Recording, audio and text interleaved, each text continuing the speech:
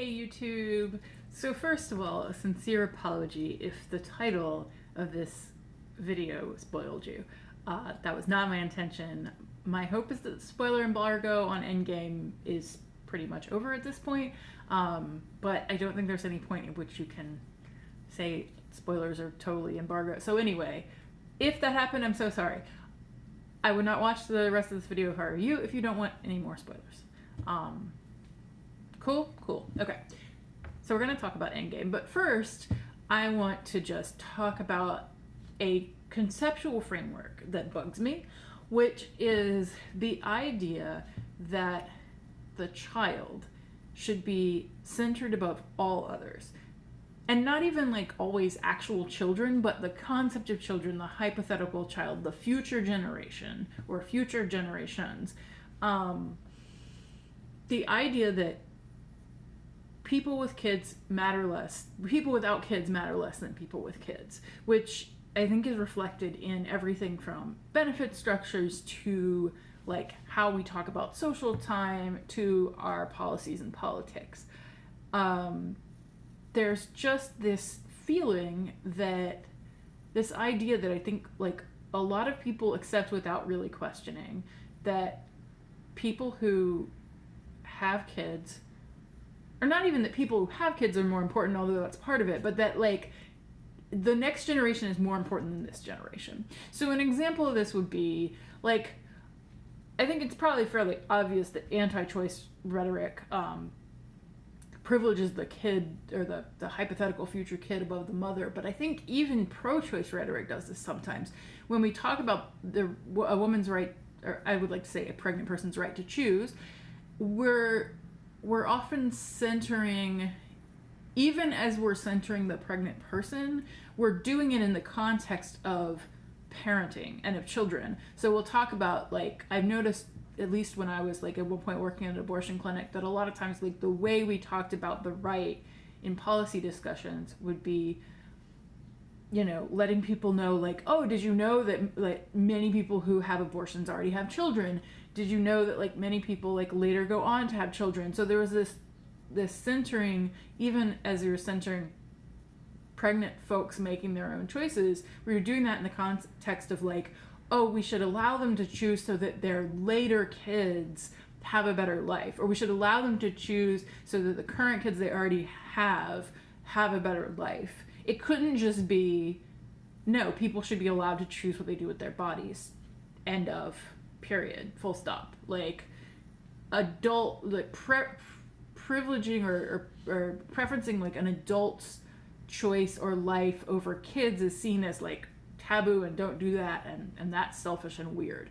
Like, we're always supposed to think about future generations rather than prioritizing our own. This comes up in the context of disability when we think about like rather than thinking about current disabled people, we're always thinking of this future when there's a cure, and like putting all the money towards the cure rather than support for actual disabled people is another example. And so like the idea that, I mean, I think often like even childless people who are childless are seen as selfish. The idea of not having children or prioritizing your own needs over hypothetical children is seen as selfish, because we're not supposed to prioritize our needs over future generations. But I would ask, like, why not? Why not prioritize our needs? Because we're the people who are here right now. And that's, of course, not to say that future generations aren't important. Obviously, I care about things like preserving the planet for future generations. But at the same time, I think it's fair to say, like, that people who actually exist right now are important, and that adults have needs, and that, you know, like, and this even, I think, feeds into the feminist idea of thinking about, like, all the unpaid labor that often women and parents do for the kids.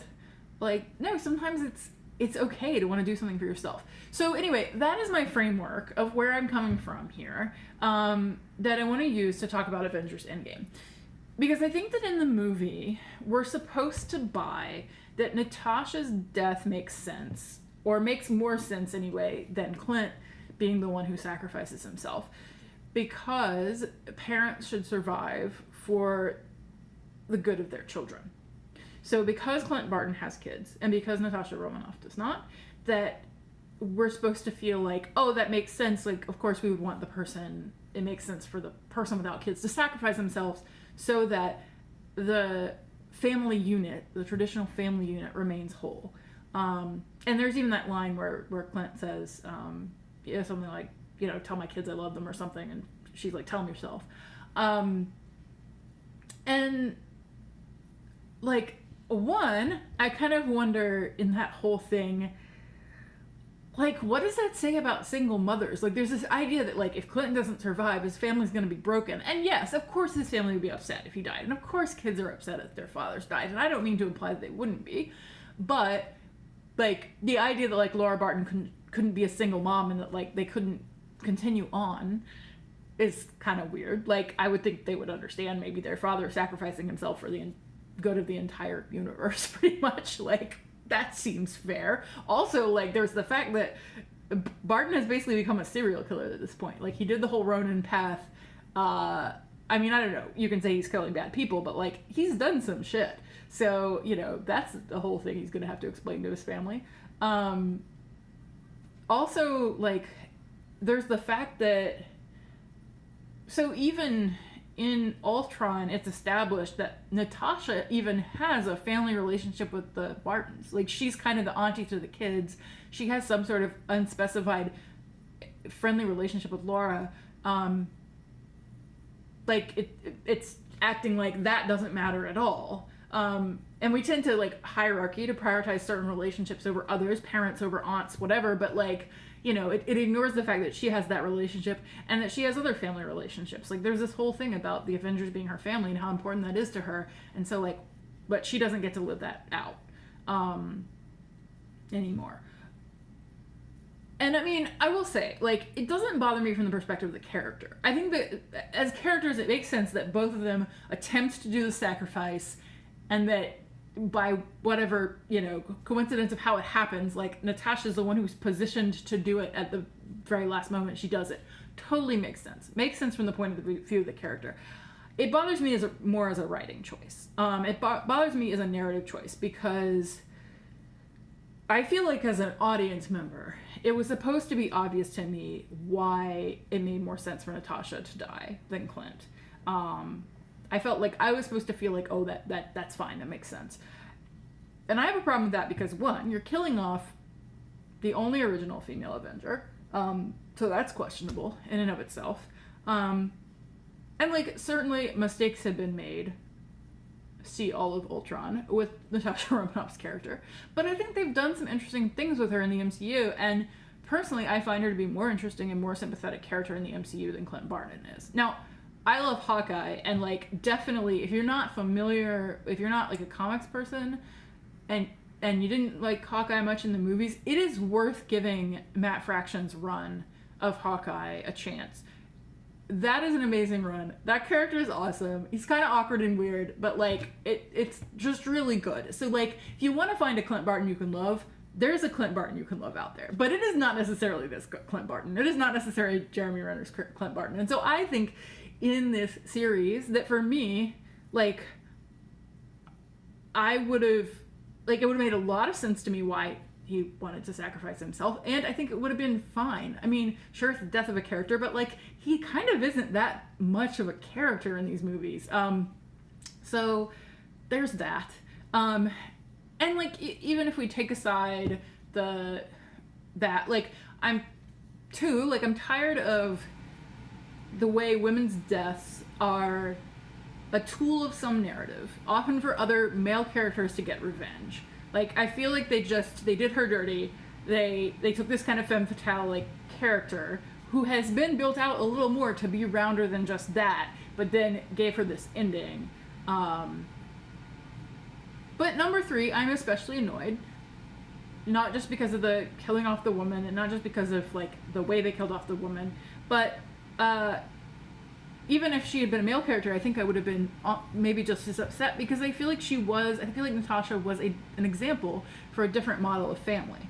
I think they explored that somewhat in this movie and in the previous few movies, of, like, that she was grappling with a lot around loyalty and around, you know, the thing she experienced in the Winter Soldier, which is way up there for me, as you can see in my MCU rankings. Like, what she came to in the Winter Soldier was she realized that she had thrown her loyalty behind a different organization, and that organization had also screwed her over. And she comes to, rather than having a loyalty to an organization, have a loyalty to specific individual people, and builds family ties that were not encouraged for her as a tool of a spy organization, basically. And, like, I don't like the whole Ultron thing, but if you ignore that, if you just pretend that didn't happen, then I think she, like, you could read her. I even sometimes read her as Ace. Like, I know that's not canonical, but, like, I will sometimes read her as kind of Ace. I think she's an example of being a woman unto herself. She's not, as long as we avoid that Ultron thing, she's not paired with anybody. She's not, you know, defined by a specific romantic relationship, but she does allow herself to be defined by her affiliations and her family connections and her friendship with the Avengers, with the Bartons, you know, with Fury, like with people in her life.